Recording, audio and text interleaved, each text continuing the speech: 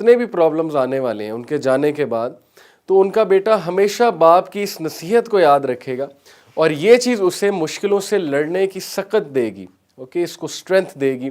اور کیا گرومنگ ہوگی ایسے بچے کی، اور کیا ہی وہ نڈر قسم کا بچہ بنے گا. انہوں نے کیا زبردست بات کی، انہوں نے اپنے بیٹے کو کہا کہ او مائی ڈیئر سن یا بنیا، اے میرے پیارے بیٹے، you will not taste the sweetness of the reality of faith until you come to this conclusion that everything that has struck you was not to miss you and everything and that which missed you was not meant to come to you. So it's beautiful.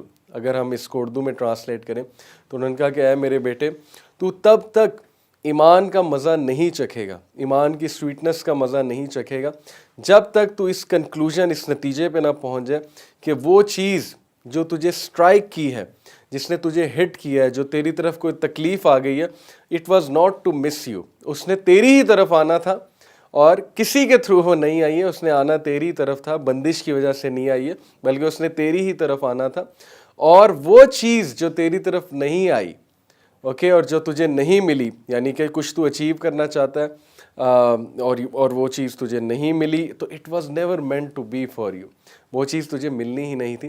کتنی خوبصورت بات ہے. Okay, جیسے حضرت عمر بن الخطاب کا بھی ایک کوٹ ہے نا کہ my heart is at peace, میرا دل جو ہے وہ پیس پہ ہے، because of knowing that which was to come to me cannot miss me. Same بات ہے، and that which is to miss me cannot come to me, right? So ایک اور اسی طرح ایک سلف کا کوٹ ہے، غالباً ایک صحابی کا کوٹ ہے کہ اگر کوئی چیز میرے دو دانتوں کے بھی درمیان ہے اور وہ مجھے نہیں ملنی تو نہیں ملنی، اور اگر کوئی چیز دو پہاڑوں کے اندر ہے، یعنی پہاڑوں کے نیچے ہے، چھپی ہوئی ہے، مخفی ہے، اور اگر وہ مجھے ملنی ہے تو پھر مجھے ملنی ہے، بیکاز اللہ سبحانہ و تعالیٰ ہیز ریٹن ایوری تھنگ، اللہ سبحانہ و تعالیٰ is taking care of every thing.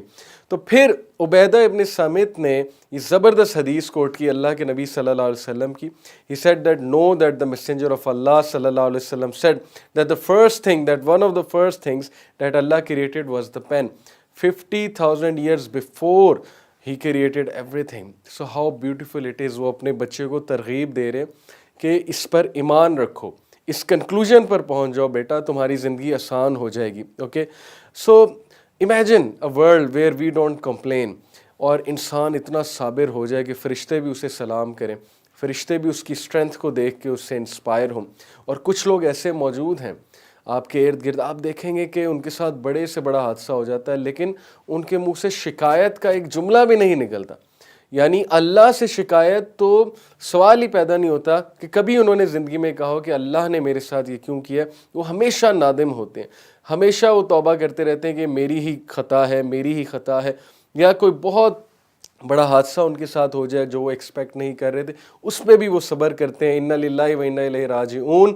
تو ایسے لوگوں کو جو ہے وہ سلوٹ ہے، اور ایسے لوگوں کو فرشتے بھی سلام کرتے ہیں، اور ان لوگوں پہ سلامتی بھیجتے ہیں فرشتے، اور اللہ سبحانہ وتعالیٰ ان کا اسٹیٹس جو ہے وہ بلند سے بلند کرتے ہیں، because they have tasted the sweetness of faith. And then the حدیث آف ابن عباس رضی اللہ عنہ، واٹ اے بیوٹیفل حدیث دیٹ از، کہ ایک بار ابن عباس رضی اللہ عنہ رسول اللہ صلی اللہ علیہ وسلم کے ساتھ جا رہے تھے، اور راستے میں اللہ کے نبی صلی اللہ علیہ وسلم نے ان کے کندھے پہ ہاتھ رکھا. اینڈ ہی سیڈ یا غلام، oh boy, I will teach you some words, میں تجھے کچھ الفاظ سکھاؤں گا.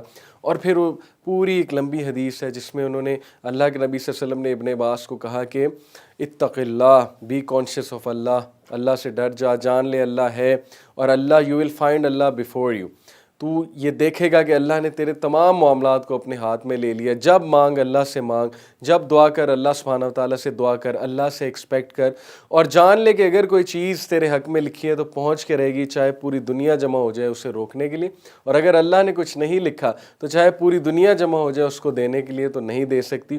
دا pens have written and the pages have dried. Okay, قلم لکھ چکے ہیں اور پیجز جو ہیں وہ ڈرائی ہو چکے ہیں.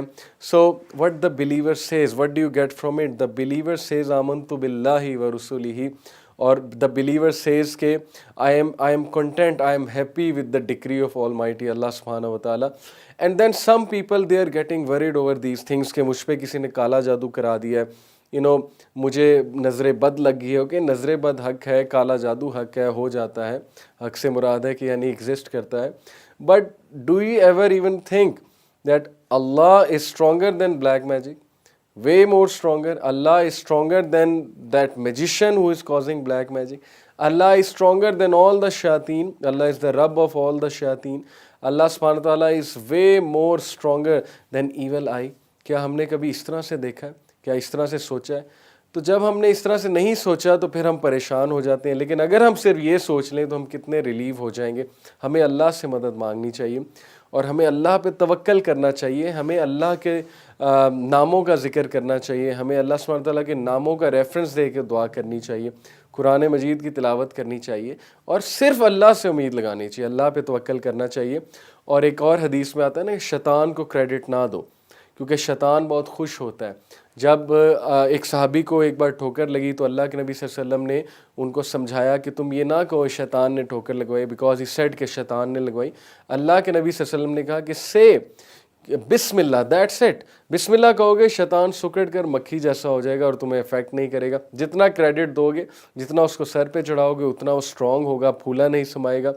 سو if you master this art, believe me that if you have firm belief in taqdeer, and if you have firm belief in Allah al-Mahfuz, and if you have firm belief in the attributes of Allah, and if you achieve this wonderful mental state of contentment, then trust me that your life will become beautiful.